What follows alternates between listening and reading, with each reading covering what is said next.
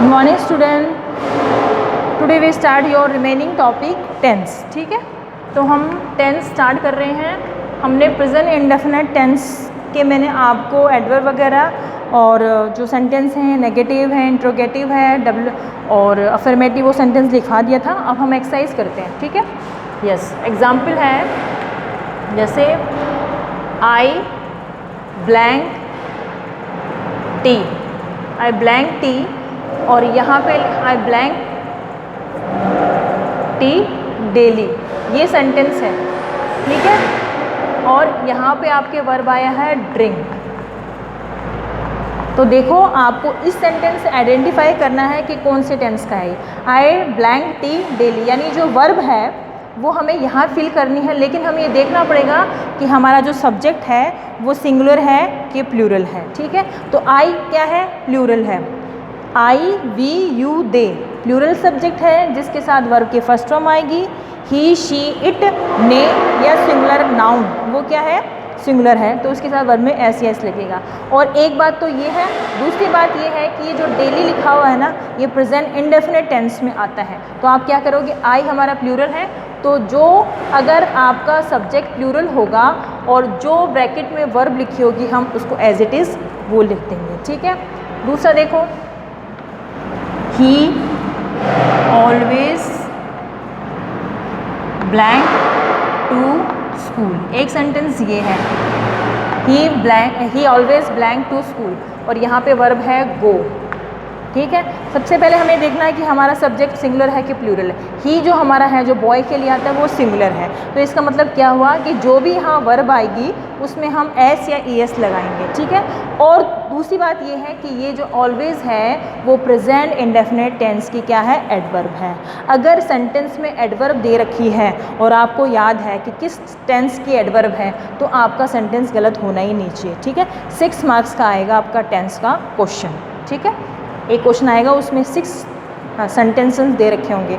ठीक है, 1 मार्क्स के, तो उसके अकॉर्डिंग आपको बनना। तो ऑलवेज है तो मतलब क्या हुआ? प्रेजेंट इंडेफिनिट टेंस है, तो जो भी ब्रैकेट में वर्ब लिखी होगी उसमें एस या ईस लगा देंगे हम। तो गो के साथ क्या लग जाएगा?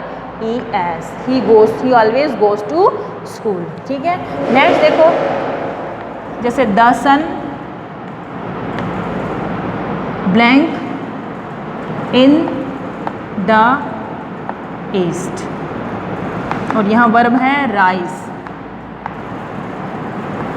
ठीक है, आपको जो चीज़ें क्या हैं सही हैं और वो हमेशा होती हैं, जैसे कोई भी मैथ्स से रिलेटेड, गणित से रिलेटेड कोई भी अगर सेंटेंस आता है तो आप उसमें वो प्रेजेंट इंडेफिनिट टेंस का ही होगा। ठीक है, अगर the birds fly in the sky, ये पक्षियों वाली कोई चीज़ आ जाए, हैबिचुअल एक्शन यानी आदतन चीज़ें जो डेली होती हैं वो भी प्रेजेंट इंडेफिनिट टेंस में। साइंस से रिलेटेड कोई बात आ जाए तो वो भी प्रेजेंट इंडेफिनिट टेंस में आएगी। तो the sun blank in the, आपको पता है सूर्य पूर्व में उगता है, वो डेली उगता है, ऐसे नहीं है कि, हालांकि कई बार ऐसा होता है कि बारिश का मौसम होता है और ऐसे धूप नहीं निकलती तब सूर्य नहीं निकलता, लेकिन वो निकला हुआ होता है, बादलों में छिप जाता है, हमें दिखाई नहीं देता, बट सूरज का राइज होना कंपल्सरी है। अगर सन राइज नहीं होगा तो जो ये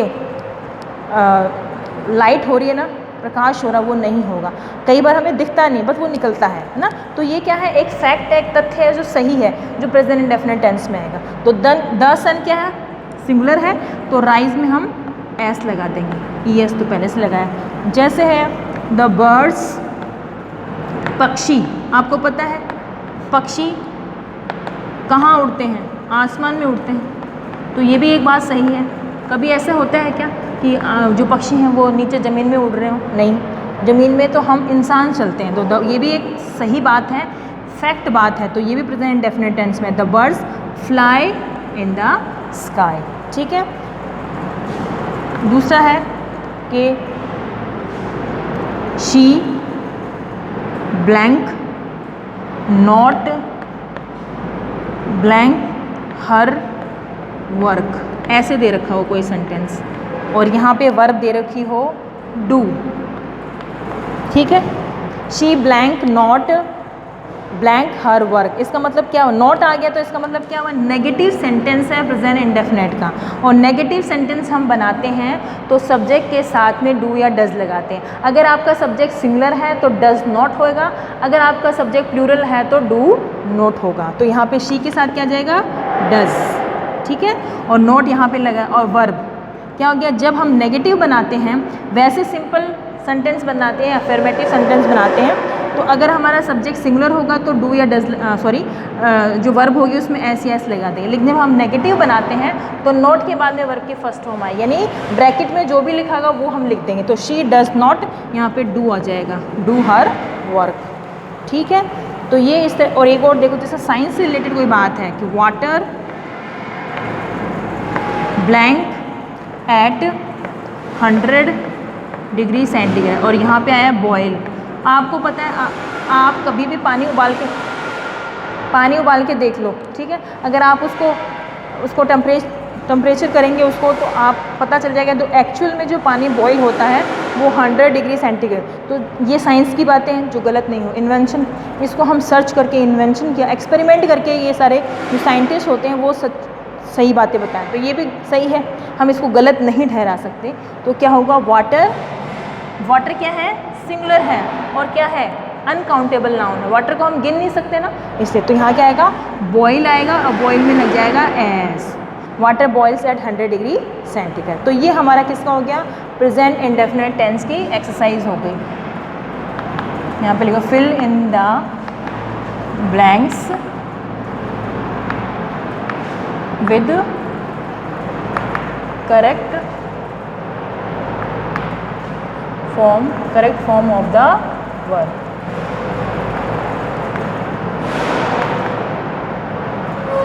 ठीक है। और कौन से टेंस का है ये, प्रेजेंट इंडेफिनिट टेंस का।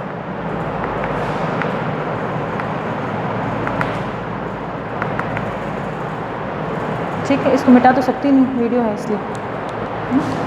ठीक है, तो ये आपका हो गया है। और अब मैं यहाँ, इधर का दिख रहा है, ठीक है। तो यहाँ मैं आपका प्रेजेंट कंटिन्यूस जो टेंस है आपका, वो थोड़ा सा शुरू कर देती हूँ। कंटिन्यूस जो टेंस है आपका, प्रेजेंट कंटिन्यूस टेंस की जो पहचान है हिंदी में, वो क्या है, रहा है, दिख रहा है क्या, कहीं नहीं दिख रहा, रहा है, रही है, हाँ, जैसे छोटे बच्चों के लिए सही है ये, रहा है, रही है, रहे हैं, कोई बात, रहा है, रही है, रहे हैं, रहा हूँ, बस ये इसके स्ट्रक्चर लिख लूँ फिर बंद। ठीक है, ये आने चाहिए आपके।